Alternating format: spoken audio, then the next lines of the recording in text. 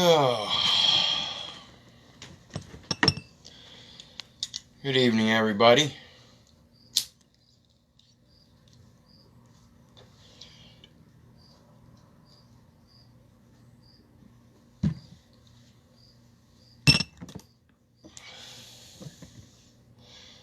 Keith here. Hoping everybody's having a good day, enjoying life, living life, loving life.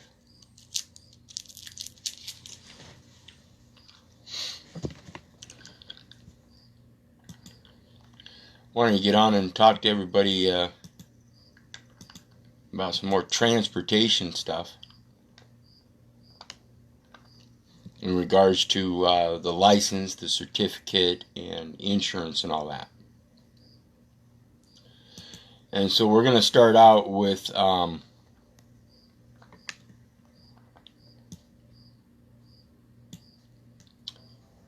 let's see, it's Title 46 of the United States Code, Section 2101, and it's just general definitions, but Title 46 is the Vessels and Seamen's, or Subtitle 2 of 46 is Vessels and Seamen. It's in regards to shipping.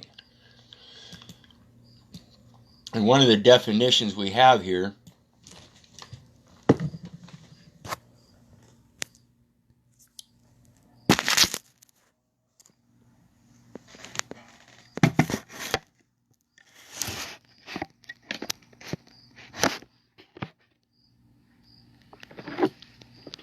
is commercial service. This is 46 of the United States Code, Section 2101, and you see we have subsection 4. And it says commercial service includes, meaning it excludes anything else, and says any type of trade or business involving the transportation of goods or individuals, except service performed by a combatant vessel. That's going to come into play big when you realize what that means. We're not going to talk about that here, but that's something to put in the back of your mind, and pay attention to that right there. Except service performed by a combatant vessel. Commercial service includes any type of trade or business.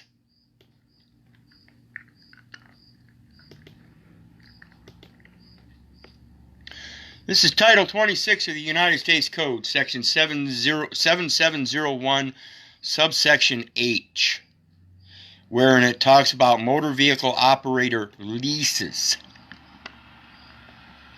And I'm going to read this part one more time. I've read this several times in some of my other videos.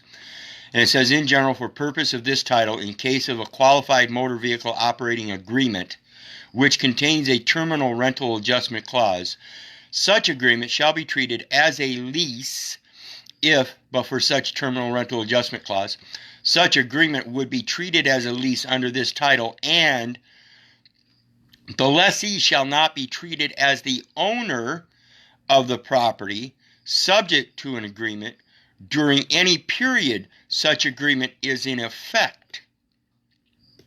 Again, any period of agreement, or any period such agreement is in effect.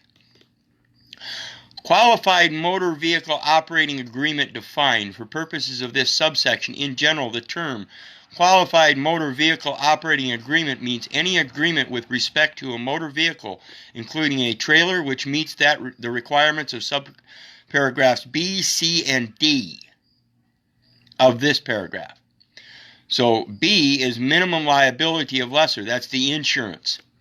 An agreement meets the requirement of this subparagraph if under such agreement the sum of the amount the lessor is personally liable to repay and the net fair market value of the lessor's interest in any property pledged as security.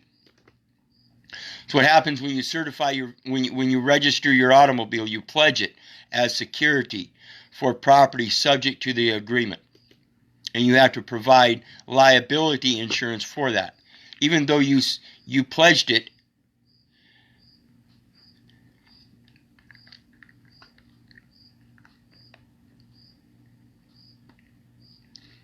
The lessee shall not be treated as the owner. You pledged it to somebody else, so you're not treated as the owner, but you're liable for the insurance. Because of the property pledged is subject to the agreement, so you have to provide insurance so that if any time the agreement is breached, the property pledged can be assumed. But that breach can only come from you for that pledge. Equals or exceeds all amounts borrowed to finance the acquisition that was pledged by registration. Okay? Acquisition of the property subject to the agreement. There shall not be taken into account under Clause 2 any property pledged which is property subject to the agreement or property directly or indirectly financed by indebtedness secured by property subject to the agreement. Certification by lessee. Notice of tax ownership. This is the important part right here. An agreement meets the requirements of this subparagraph if such agreement contains a separate written statement separately signed by the lessee who is not considered the owner but is liable for the insurance, under which the lessee certifies under penalty of perjury that it intends that more than 50% of the use of the property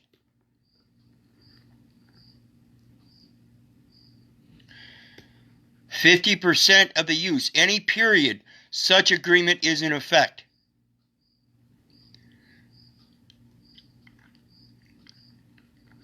%50 of the use of the property. They have to have a time log when that property is being used for the intent that is stated under a separate statement signed under penalty of perjury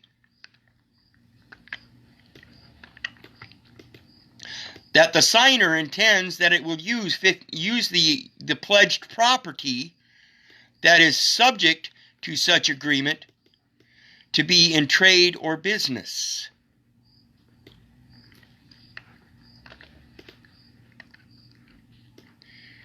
Trade or business. Commercial service is trade or business.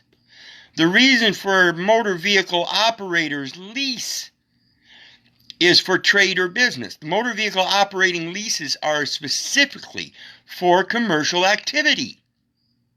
In order to do that, you're going to pledge the property, the automobile, to be used as a motor vehicle, as a lessee, thereby not being treated as the owner, but being subject to the liability to repay the insurance, the fair market value, if the property is damaged. Certification by lessee, notice of tax ownership.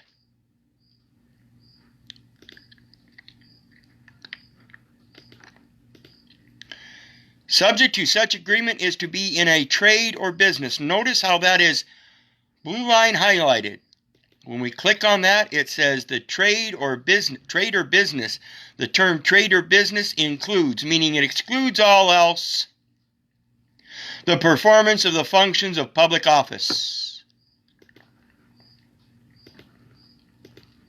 Commercial services includes, means it excludes all else, any type of trade or business. Commercial services are the performance of a function of a public office.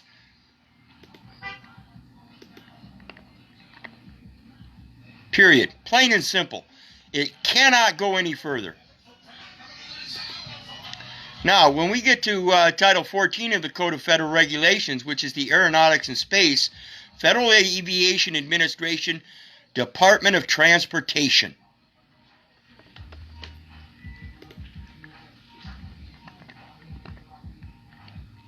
Motor vehicle operating leases are for transportation purposes, which clearly and legibly states that the lessee has been advised that it will not be subject or not be treated as owner of the property subject to the agreement for federal tax purposes. That's why it's in the tax code. Then it goes on to say, lessor must have no knowledge that the certification is false. An agreement meets the requirements of this subparagraph if the lessor does not know that the certification described in subparagraph C1 is false. Okay? C1.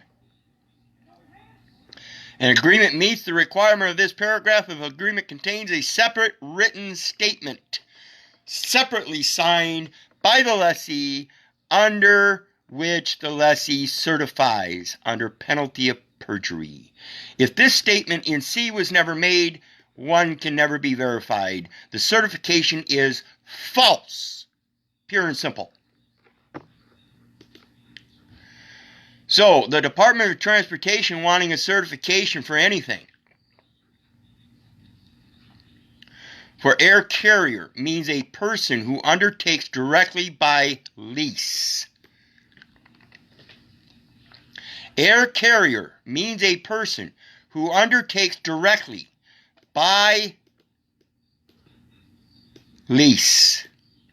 Folks, when you sign that Department of Motor Vehicles license,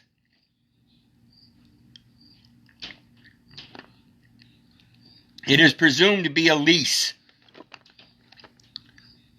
by transactions committed to. But it is false, like I said, if you have not handed in a handwritten statement. That's not something typed up on a typewriter. It's not something put into a computer and then printed off. It says specifically handwritten statement.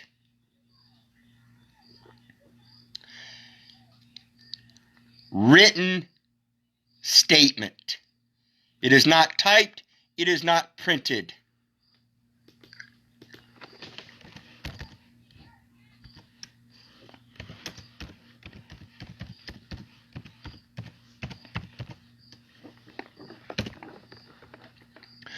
UCC 3-114. We are talking Uniform Commercial Code. They are talking commerce. Contradictory terms of instrument. If an instrument contains contradictory terms, typewritten terms prevail over printed terms. Handwritten terms prevail over both. You can provide a typewritten. You can provide a printed, but I strongly suggest you prevail over both by providing a handwritten statement that the certification is false, for there is no written statement under penalty of perjury saying the intent of the lease. The lease cannot be valid if it does not have a determined intent. By a handwritten statement of agreement under penalty of perjury that at least 50% of the use of the property subject to such agreement is to be in a performance of functions of public office. Pure and simple. When we talk about commerce, again, this is the 49. We're talking about transportation, general and intermodal programs. Commerce means trade or transportation in the jurisdiction of the United States. So when we talk about the performance of the functions of public office, we're talking about the performance of the functions of the public office of the United States. For transportation, imports, exports, reports. When we talk about the other jurisdictions in the jurisdiction of the United States, the other jurisdictions are merchant mariner jurisdictions, and they are credentials needed means a merchant seaman license, certificate, or document that the Secretary is authorized to issue pursuant to this title. Again, the performance of the functions of a public office. When we see the aeronautics in space, commercial space transportation, they need a launch license, whether it be for a space shuttle or a private plane. Secretary, as defined. In this title, the term secretary means the secretary of the respective department in which the Coast Guard is operating. Coast Guard, establishment, powers, duties, and administration. The Coast Guard, in regards to transportation.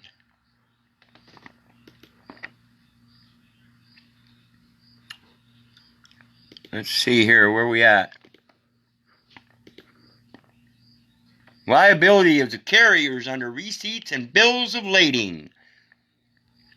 Carrier. The term carrier means a motor carrier, a water carrier, and a freight forwarder.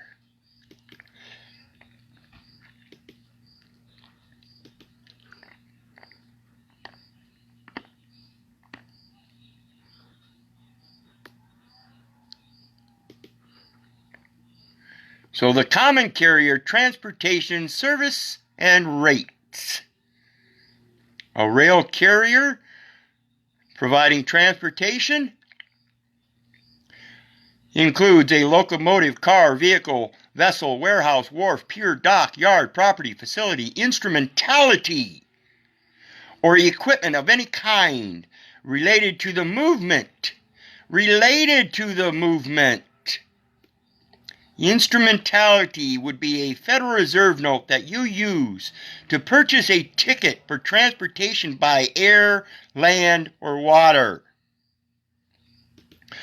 Movement of passengers or property by or both by rail, regardless of ownership or an agreement concerning use, is the mere instrumentality of it.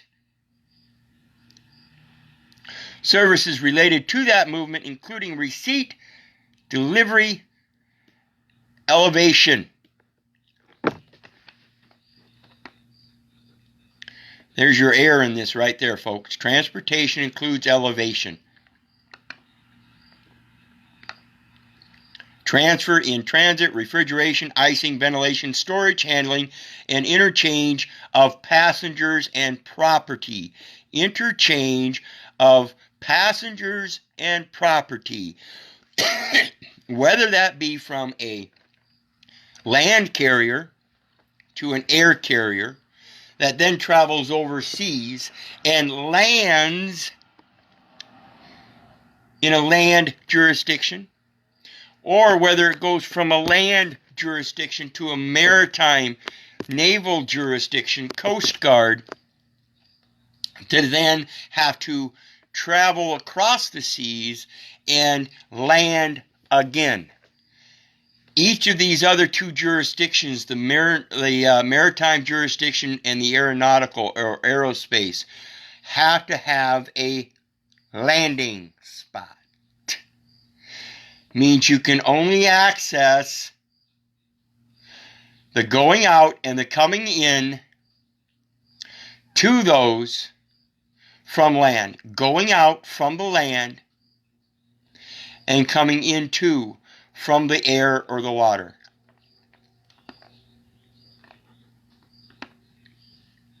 Your land jurisdiction is always paramount.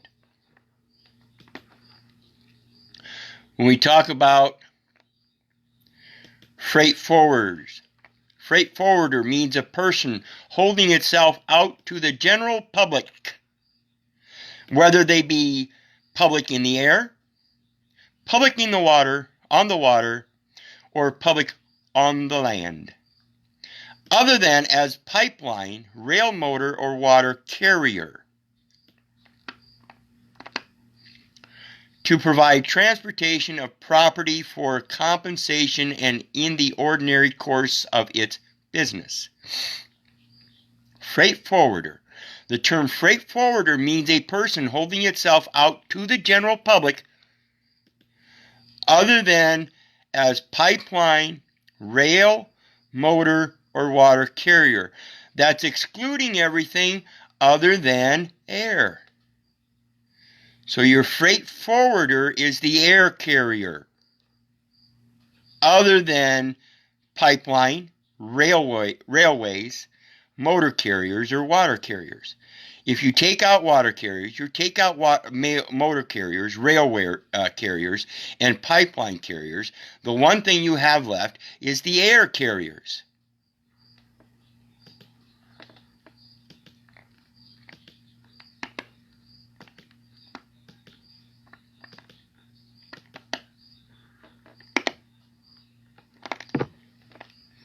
Where am I missing it? Air carrier. Air carrier means a person who undertakes directly by lease. The only requirement to be considered an air carrier is by a lease for air commerce, which means interstate, overseas, or foreign air commerce. See what they did there, folks? All you have to have is a lease. Motor vehicle operating leases.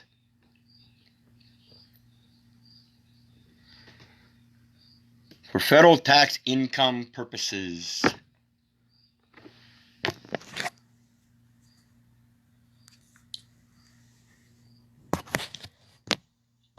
So when we think about it, a license is merely a license to perform the functions of a public office. It's licentious because it's not natural to perform the functions of a public office. Why? Because the performance of the functions of a public office means you're in commerce, means you're making a profit. If you're really a public servant to your brothers, you do it for free. So anybody that's doing public service, commercial services,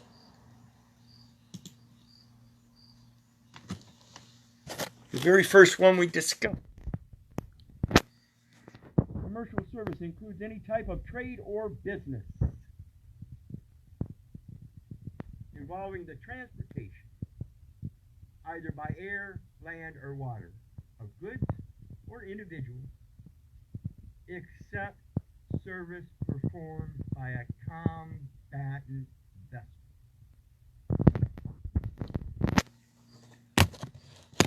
How do you combat this stuff? By showing them their idiocy. We'll talk about the combat next time. In the meantime, I'm going to post my other forum links and everything, along with that PayPal link. Please be sure to hit that share button and send me some love on that PayPal. I can always use it. In the meantime, like I always say, regardless, I'm going to keep doing this. But your duty on the other end is share the links, share the information, share the videos. Keep doing that for me as well, for us. Because remember, if it weren't for you guys, I wouldn't be doing this. God bless. Love y'all. Have a great night.